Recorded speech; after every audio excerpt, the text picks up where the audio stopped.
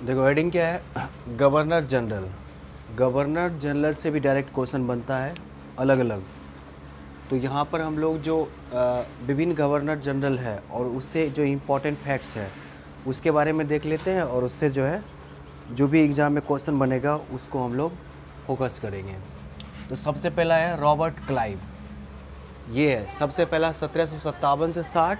उसके बाद फिर ये बनता है 1765 से 66 के बीच में। 2 कार्यकाल होता है इसका अलग अलग।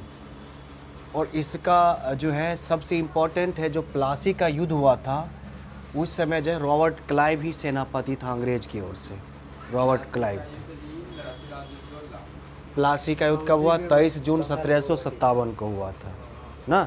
तो सबसे इम्पोर्टेंट क्वेश्चन पहला यही बनेगा, प्लासी का युद्ध रॉबर्ट क्लाइव के बारे में। उसके बाद वहाँ पर देखिए लिखे हैं क्या, बंगाल में द्वैध शासन ना। तो बंगाल में द्वैध शासन का जनक किसे माना जाता है? रॉबर्ट क्लाइव को। द्वैध शासन करने का मतलब ये हुआ कि शासन को 2 भागों में बांट देना। जो रेवेन्यू जनरेट होता है उसको अलग करना, और जो प्रशासन देख रेख व्यवस्था है उसको अलग करना। इस चीज़ की व्यवस्था रॉबर्ट क्लाइव के द्वारा ही किया गया, इसलिए बंगाल में द्वैध शासन का जनक किसे कहा जाता है? रॉबर्ट क्लाइव को कहा जाता है। देखो इसने क्या किया कि उस समय संपूर्ण बंगाल को 2 उप दीवान में डिवाइड कर दिया, 2 क्षेत्र में बांट दिया। बंगाल का जो क्षेत्र था उसका प्रमुख नियुक्त किया मोहम्मद रजा खां को, और जो बिहार क्षेत्र था उसको नियुक्त किया था उसमें राजा सिताब राय को। सो ये आपसे इम्पोर्टेंट क्वेश्चन बन सकता है कि बंगाल को 2 उप दीवान क्षेत्र में किसने बांटने की कोशिश की और सफल भी रहा? रॉबर्ट क्लाइव ने। तो बिहार के लिए किसे नियुक्त किया?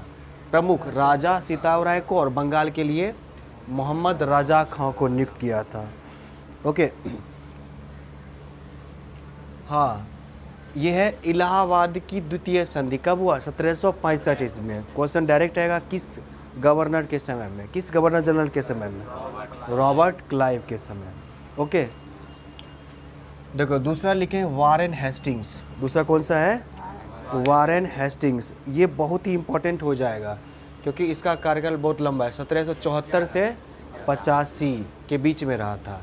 और इसके बारे में याद रखिए, कंपनी के अधीन प्रथम गवर्नर जनरल। क्वेश्चन आएगा कंपनी के अधीन प्रथम गवर्नर जनरल कौन हुए?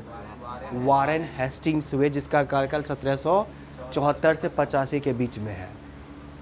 इसने क्या किया कि जो राजकीय कोषागार होता है यानी वित्तीय देखरेख, इसको मुर्शिदाबाद, जो बंगाल में मुर्शिदाबाद से स्थानांतरित करके कहाँ ले गया? कोलकाता। डायरेक्ट क्वेश्चन बन सकता है कि मुर्शिदाबाद से कोलकाता जो राजकीय कोषागार है बंगाल में, इसको स्थापित सबसे पहले स्थानांतरण किसने किया? वारेन हेस्टिंग्स ने किया था। इसके अलावा जिले में फौजदारी और दीवानी अदालतें की शुरुआत इसी के समय से होता है, 1772 ईस्वी में। 2 तरह की अदालत, फौजदारी और दीवानी, 1772 ईस्वी में। 1772 लिखे ना।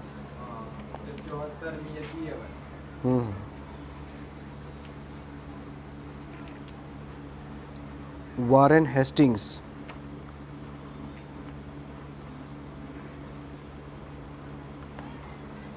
सत्रह सौ बहत्तर इसमें दिया हो, हमको लग रहा है कुछ मिस्टेक हो रहा है। इसका कार्यकाल वारेन हेस्टिंग्स का नहीं, वारेन हेस्टिंग्स 1774। ठीक है ठीक है। ये हुआ क्या कि हाँ 72 दिया हुआ है। हाँ, इससे पहले भी कंपनी का अधीन गवर्नर जनरल था वारेन हेस्टिंग्स। हाँ, प्रत्येक जिला में फौज की मतलब ये सर जिला 1772 दिया हुआ है, तो हो सकता है यहाँ 72 होगा। ठीक है, 72 दिया है। 17